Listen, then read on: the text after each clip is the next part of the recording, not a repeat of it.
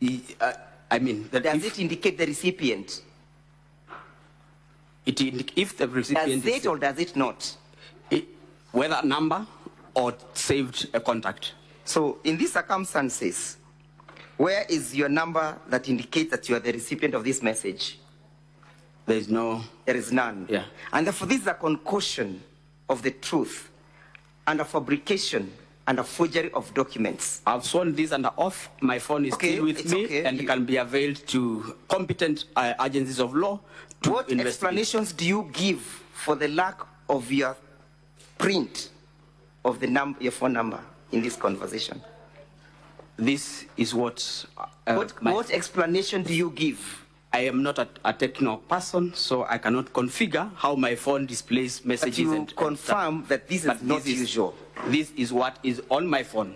If I give you my phone and I open the conversation, it will appear as it is here. Did you extract a certificate for this purpose? Was a certificate showing the source of this information extracted?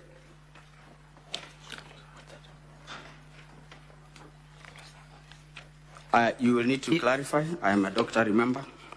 I don't know what a certificate is. When you generate a printout from your phone, your advocate is required to certify that this document has been generated or emanated from a particular gadget.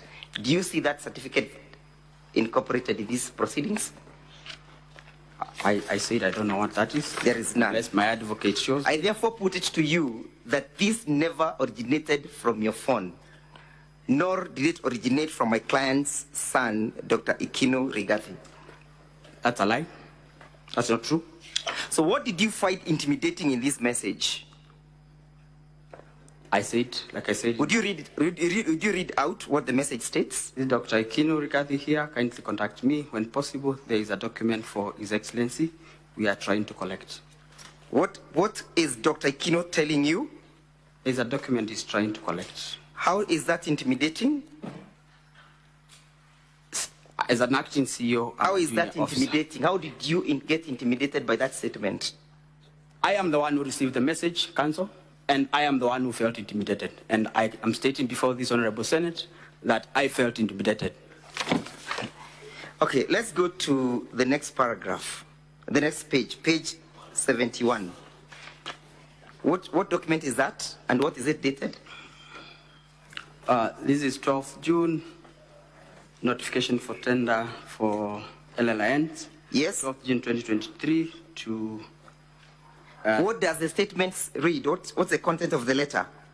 Reference is made to the above tender, which we participated in and were unsuccessful. We wish to collect the original tender documents, that or bid bond for the same tender. Who is the source of that letter? Shobika. Shobika. Yeah. And what is he saying? He's saying, kindly issue the original bid bond to the bearer of this letter. Was that is there anything unusual by an unsuccessful bidder seeking to have the refund? Nothing unusual. Okay, let's go to the next page, 72. Again, when is it dated? 30th of June. What is it? What's the content of the letter? I am. It's signed by me. Yes. To Shobika. Yes. And I was replying to their letter. And what are you saying? And I'm telling them that we want to inform them that the subject tender is under investigation, and all the documents related to the tender are not in our custody, and therefore, I also informed them that we wrote to Ethics and Corruption Commission to release the original bid bond. Was the tender returned? Was the bid returned? It was not immediately returned. Yes. Did you get a communication from the EACC in that respect? Not immediately. What did EACC indicate? They indicated, and that was way later.